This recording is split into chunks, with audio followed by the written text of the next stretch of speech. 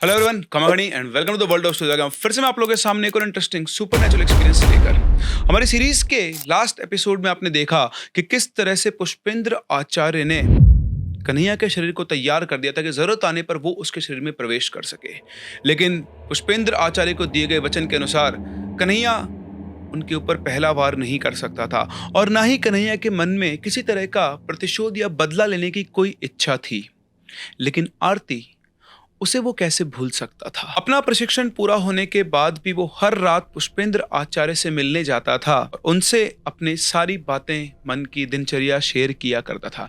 एक बाप बेटे का रिश्ता उन दोनों के अंदर बन गया। उधर जब से आरती के भाइयों ने कन्हैया के साथ मारपीट की थी और उन्हें पता लगा कि लड़का हर हफ्ते रात को आरती से मिलने आया करता था, उन्होंने आरती का भी कॉलेज आना जाना बंद कर दिया था। ऐसा नहीं था कि आरती कन्हैया से प्यार नहीं करती थी और उसे उसकी चिंता नहीं थी। उसने बहुत कोशिश की कन्हैया का पता लगवाने की। जब उसे ये पता लगा कि उसके भाइयों ने उसके साथ मारपीट की है, उस रात और क्या हुआ, उनके भाइयों ने और उन गुंडों ने किसी के साथ कुछ शेयर नहीं किया। लेकिन आरती अपने सोर्सेस से जितना वो कर सकती थी वो ये कोशिश करती रही कि उसे कन्हैया के बारे में कुछ भी पता लगे, लेकिन हर बार वो विफल रही। कन्हैया के अस्पताल से छुट्टी होने के बाद उसने कॉलेज जाना भी बंद कर दिया था और वो कहीं ना कहीं छुपा हुआ था, कहीं गायब था, क्योंकि वो अपने सवालों के जवाब ढूंढ रहा था। इसके बाद एक रात कन्हैया वापस से आरती के घर पहुंचता है, उसके कमरे में। जैसे उसके कमरे में वो दाखिल होता है, आरती उसे देखकर चौंक जाती है और कन्हैया को बिल्कुल सही हालत में देखकर उसकी आंखों से आंसू बहने लगते हैं। वो पूछती है कि तुम कैसे हो, मैंने तुम्हारे बारे में पता करने की कोशिश की, सब कुछ उसे बताती है वो।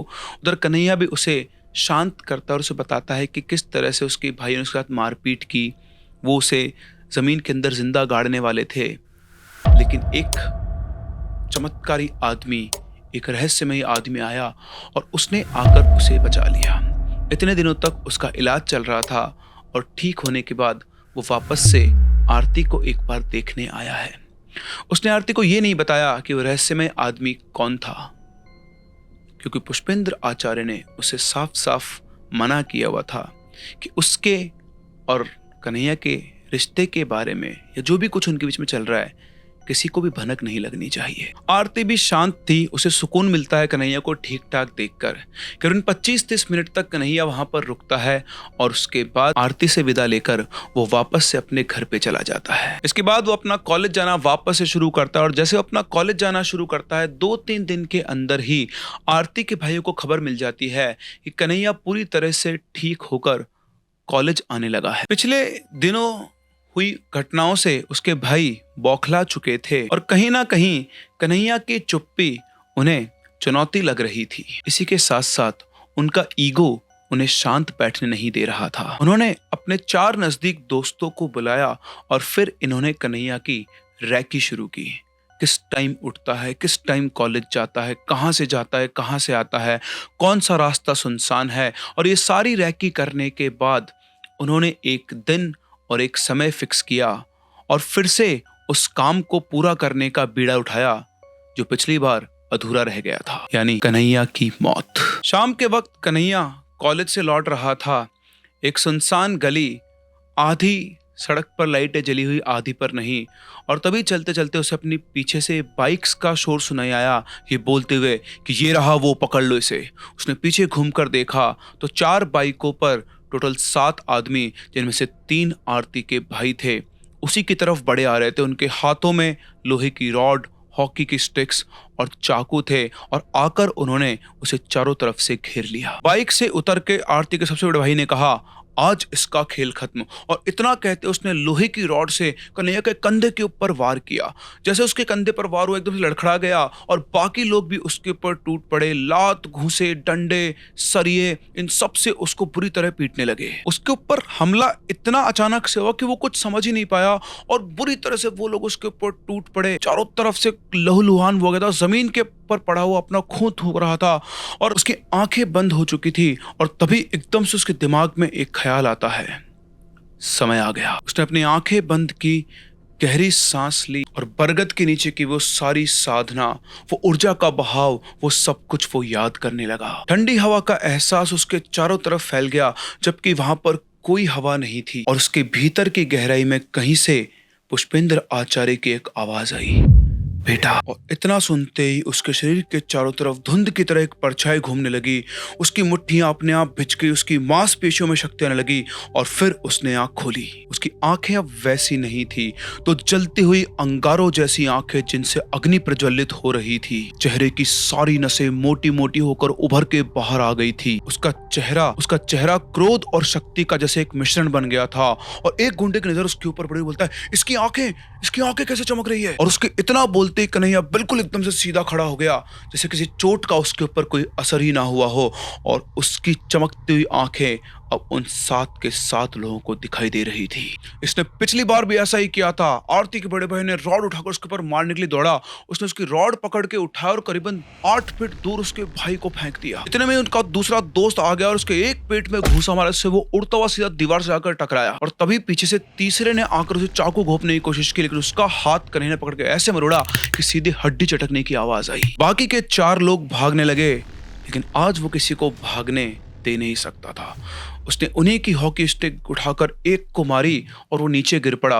और अब उसे देखकर कन्हैया के चेहरे पर मुस्कान थी, जैसे एक शिकारी को शिकार मिलने के बाद की मुस्कान होती है। कन्हैया ने किसी को भी नहीं छोड़ा और कुछ ही मिनटों में सबके सब जमीन पर पड़े पड़े कराह रहे थे। कन्हैया आरती के बड़े भाई के पास जाता है, उसकी आंखों में देखता है और झुककर उससे बोलता है, एक ही गलती 2 बार नहीं करते।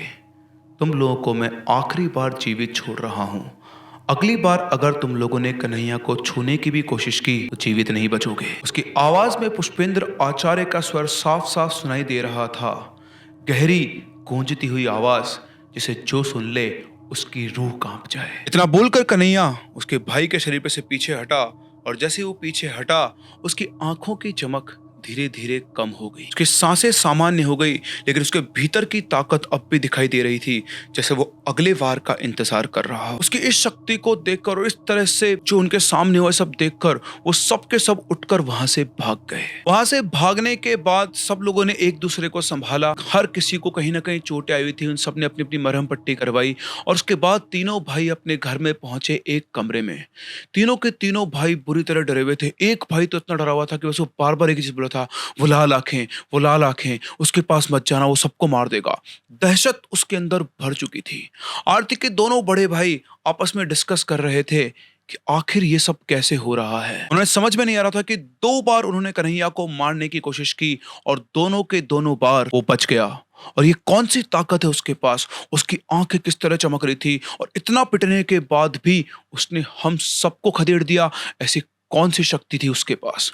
पूरी रात वो ये सोचते रहे और वो सो नहीं पाए, क्योंकि आंखें बंद करते ही उनकी आंखों के सामने कन्हैया का चेहरा आता था, वही लाल जलते अंगारों की आंखों के साथ। अगली सुबह आरती के पिता दुष्यंत ठाकुर अपने ऑफिस में बैठे होते, अपने घर में या अपने ऑफिस में।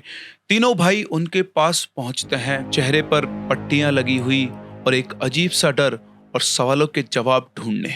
वो दुष्यंत ठाकुर के पास जाकर उन्हें सारी बात बताते हैं कि कैसे उन्होंने और उनके 4 दोस्तों ने कन्हैया के ऊपर हमला किया, उसे बुरी तरह से पीटा, वो नीचे जमीन पर गिर गया और फिर एकदम से खड़ा हुआ, उसकी वो लाल जलती हुई आंखें, और उसके बाद उस अकेले ने उन 7 आदमियों की धुलाई कर दी। दुष्यंत ठाकुर ध्यान से सुनते रहे। उन्हें अपने बेटों की हालत देखकर समझ में आ गया था कि नशे में बात नहीं कर रहे हैं। फिर वो बोले, ये कोई साधारण लड़का नहीं लगता है, इसके पीछे कोई और है, कोई अदृश्य शक्ति। दुष्यंत ठाकुर की आंखों में हल्की सी चिंता थी और साथ ही साथ वो चिंता अब गुस्से में बदलने लगी थी, क्योंकि यहाँ पर बात एक तो उनके परिवार की इज्जत यानी उनकी बेटी की थी, और दूसरा शहर में ऐसा कौन पैदा हो गया जो मेरे बेटों से लड़ सके। उन्होंने अपने बेटों से कहा, तुम लोग जाओ आराम करो, मैं देखता हूं कि यहां पर क्या चल रहा है। रात को दुष्यंत ठाकुर ने अपने एक परिचित तांत्रिक भैरवनाथ को बुलाया। भैरवनाथ, जिसको जो लोग जानते थे वो उसका नाम सुनकर ही चुप हो जाते थे, क्योंकि भैरवनाथ पैसों के लिए कुछ भी कर सकता था। भैरवनाथ एक पहुंचा हुआ तांत्रिक था और उसे अगर पैसे दे दिए जाए तो वो अपने काले तंत्र को किसी भी सीमा तक ले जा सकता था और सारी हदों को लांघ सकता था। भैरवनाथ दुष्यंत ठाकुर के घर पहुंचता है। लंबा दुबला पतला, काला कुर्ता पजामा, सिर पर एक काला कपड़ा बंधा हुआ और मस्तक पर एक काला तिलक। अपने साथ में वो एक छोटा काला संदूक लेकर आया था। दुष्यंत ठाकुर ने भैरवनाथ को सारी बात बताई। उनकी बात सुनने के बाद भैरवनाथ ने कहा, मुझे बस उस लड़के का नाम और उसकी एक तस्वीर चाहिए, बाकी सारा काम मेरी शक्तियां कर लेगी। उसने कमरे के बीचों बीच एक लाल कपड़ा बिछाया, उसके चारों तरफ दीपक जलाए, वहां पर एक तांबे का कटोरा रखा और उस कटोरे में भर दिया उसने पानी। उस कटोरे के पास में उसने कन्हैया की तस्वीर रखी। 3 बार उसने कन्हैया का नाम लिया और फिर वो कुछ मंत्र बुदबुदाने लगा। जैसे जैसे भैरवनाथ मंत्र बुदबुदाता जा रहा था, उस तांबे के कटोरे में भरे हुए पानी के अंदर तरंगे उठती जा रही थी, जैसे किसी ऊर्जा का प्रवाह उस पानी के अंदर हो रहा हो। और थोड़ी ही देर के बाद उस कटोरे में भरे हुए पानी में दिखाई देता है कन्हैया, एक बरगद के पेड़ के नीचे बैठा हुआ। एक काला धुआं उसको चारों तरफ से उसके घूमता हुआ और उसी धुएं में से एक आकृति निकलती हुई दिखाई देती है, पुष्पेंद्र आचार्य की। एक विकराल रूप, कन्हैया के हाथ पे कंधे रखे हुए और 2 आंखें लाल अंगारों की तरह चमकते हुए। ये देखते ही भैरवनाथ ने दुष्यंत ठाकुर की तरफ देखा और कहा, इस लड़के के साथ एक पारलौकिक शक्ति है, इसके साथ एक ब्रह्म राक्षस है। आपको क्या लगता है, आप एक साधारण लड़के से लड़ रहे हो? इस लड़के का रक्षक एक ब्रह्म राक्षस है। आप नहीं जानते हैं, आप इस जगत की सबसे विनाशक शक्ति से लड़ रहे हैं, जिसके पार पाना किसी भी साधारण प्राणी के वश की बात नहीं। साधारण प्राणी किसी सिद्ध पुरुष के भी बस की बात नहीं, एक ब्रह्म राक्षस को पार पाना। ठाकुर साहब, ये बहुत टेढ़ा काम है। अगर काम सीधा होता भैरवनाथ, तो तुम यहां पर नहीं होते।